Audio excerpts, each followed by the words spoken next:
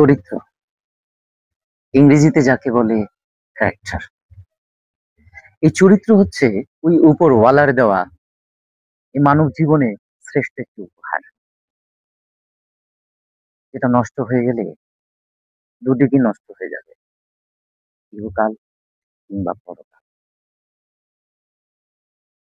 এই চরিত্র মানব জীবনে এমন একটা গুরুত্বপূর্ণ বিষয়, এটা বলার অপেক্ষা রাখে না।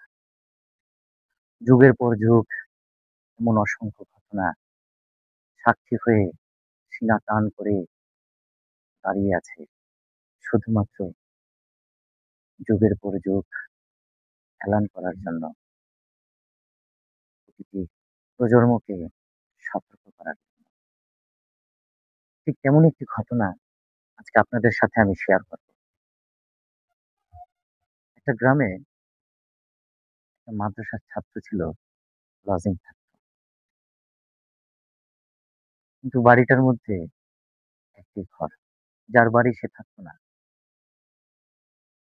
আষাঢ়ের মাস, ঠিক এমন একটি ঝড়ের দিন, প্রবল ঝড় হচ্ছে, মুষলধারে বৃষ্টি হচ্ছে, ঘুটঘুটে অন্ধকার, বৃষ্টির প্রবণতা আরো বাড়তে লাগলো, ঝড়ের বেগ আরো বাড়লো, চারপাশ নীরবতা ছেয়ে গেল। ঠিক এমন মুহূর্তে কে যেন ঘরের দরজায় কড়া নাড়লো। একজন বিপদগ্রস্ত নারী তার দরজায় এসে বলল, আমাকে একটু আজকের রাত্রির জন্য আশ্রয় দিন, সকাল হলেই চলে যাব। দিনদার মানুষ তাই মনকে বোঝাতে পারেনি, তাই দরজা খুলে দেয়। তারপর সে বিপদগ্রস্ত মেয়েটি সে ঘরে আশ্রয় নেয়। তবে সেই ছাত্রটির একটি শর্ত থাকে। শর্তটি হচ্ছে এরকম, ঘরের কোণার এক প্রান্তে থাকবে সে, অন্য প্রান্তে সে মেয়ে। যে কথা সে কাজ, মেয়েটি সেখানে স্থান করে। কিন্তু দূর থেকে সে দেখতে দেখতে থাকে যে সে ছেলেটা, মানে মাদ্রাসার ছাত্রটা, কিছুক্ষণ পর পর ওই মোমবাতির আগুনে হাতের আঙুল রাখে। তারপর উফ, এভাবে কষ্ট অনুভব করে। এভাবে একবার নয়, দুবার নয়, অসংখ্যবার। কিছুক্ষণ পর পর এরকম, ঘুম নেই দুটি চোখে। দুজন দুজনের দিকে বারবার দৃষ্টিতে, কখনো কখনো দৃষ্টি ভেঙে, কখনো কখনো আড়াল, আড়া চোখে, নানানভাবে চোখাচোখি হতে থাকে। ছেলেটা কিছুক্ষণ পর পর মাটিতে মানে নিচের দিকে তাকায়, এপাশ ওপাশ তাকায়। তারপর ওই মোমবাতির আগুনে আঙুল রাখে। আবার যখন আঙুলটা খসে যায়, তখন আবার আঙুল সরিয়ে নেয়।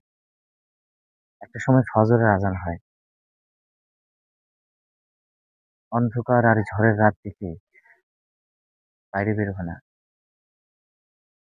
দুয়ারে রাখা কলসের পানি দিয়ে অজু সেরে ঘরে নামাজ সেরে নেয়। ওই মেয়েটিকেও বলে নামাজ সেরে নিতে। ওই মেয়েটিও নামাজ সেরে নেয়।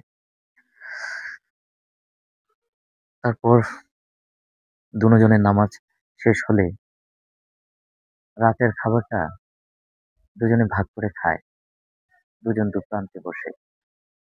তারপর একটা সময় বিদায়ের পালা। তো যাবার সময় মেয়েটা ছেলেটাকে বলে, একটা কথা জিজ্ঞেস করার ছিল, যদি কিছু মনে না করে। ছেলেটা বলল, অবশ্যই, জিজ্ঞেস করুন। মেয়েটা বলল, সারা রাত আপনার ঘরে ছিলাম, দুজন দুজনের দিকে বারবার চোখাচোখি হচ্ছিল। আপনি চাইলে পাশে বসতে পারতেন, কত কথাই ছিল বলা হতো, হয়তো আমাদের মধ্যে বন্ধুত্ব হতে পারত। কিন্তু না, দুজনের মাঝখানে একটা অনেক বড় গ্যাপ রাখলেন, দূরত্ব রাখলেন। তা ঠিক আছে, বুঝলাম আপনি দিনী মানুষ, দিনওয়ালা মানুষ, আল্লাহওয়ালা মানুষ। কিন্তু একটা জিনিস বুঝলাম না, বারবার কেন ওই মোমবাতিতে বা মোমবাতির আগুনে আঙুল রাখছিলেন?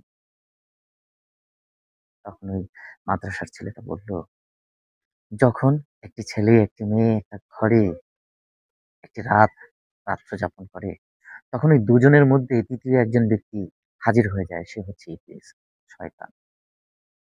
সে চায় দুজনের মধ্যে যেন একটা সম্পর্কের সৃষ্টি হয়। তারপর সেখান থেকে যেন একটা একটা ঘৃণার উৎপত্তি করতে পারে, ঘৃণার জন্ম দিতে পারে। বিশ্বাস করুন, সারা রাতে অসংখ্যবার শয়তান আমার ভিতরে আপনার জন্য নানান ধরনের চিন্তা, ফন্দি-ফিকির সৃষ্টি করেছিল। যখনই আপনাকে নিয়ে আমার কোনো খারাপ চিন্তাভাবনা মাথায় চলে আসছে, ঠিক তখনই আমি মোমবাতির আগুনে আঙ্গুল রাখতাম আর মনকে বুঝ দিতাম, বোঝাতাম এভাবে যে, "দেখ, দুনিয়ার আগুনটা তুই সহ্য করতে পারিস না। তাহলে জাহান্নামের আগুনটা কিভাবে সহ্য করবি?" আসলে মূল ঘটনা এটা হলেও আমাকে ঘুরে ফিরে আবার সেই একই জায়গায় আসতে হয়। আমাদের এই মানব জীবনটা ওই উপরওয়ালার দেওয়া একটা সুযোগ। যেন কখনো খোদাকে প্রশ্ন করতে না পারি যে, "আপনি আমাকে সৃষ্টি করেছেন, আপনি তো জানেনই আমি জান্নাতি না জাহান্নামী। তবে কেন আমাকে সরাসরি জান্নাতে দিলেন না? বা কেন সরাসরি আমাকে জাহান্নামে দিলেন না? দুনিয়া কেন পাঠালেন?" এটা সেই সুযোগ যেটার জন্য এই প্রশ্নটা আপনি করতে পারবেন না। এই সুযোগের দেওয়ার অর্থ হচ্ছে, এই দুনিয়া হচ্ছে আখিরাতের বাজার। তোমাকে একটা সুযোগ দেওয়া হয়েছে। তুমি জান্নাত কামায় নাও অথবা জাহান্নাম। দুটোই তোমার ইচ্ছায়। অতঃপর আঙ্গুল তুলে খোদার কাছে কোনো প্রশ্ন চলবে না। কারণ খোদা কারো মুখাপেক্ষী নয়।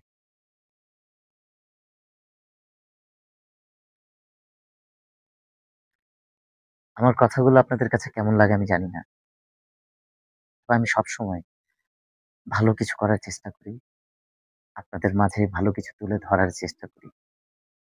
যদি আপনাদের ভালো লাগে অবশ্যই আমাকে সাপোর্ট করবেন।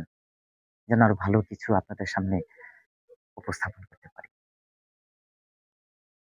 অবশ্যই সাপোর্ট করেন আপনারা। যে সাপোর্টের অনুপ্রেরণায় আমি প্রতিনিয়ত উজ্জীবিত হই নতুন কিছু করতে। আপনাদের কাছে আমি কৃতজ্ঞতা জ্ঞাপন করছি। অসংখ্য ধন্যবাদ আপনাদেরকে। আসসালামু আলাইকুম ওয়া রাহমাতুল্লাহ।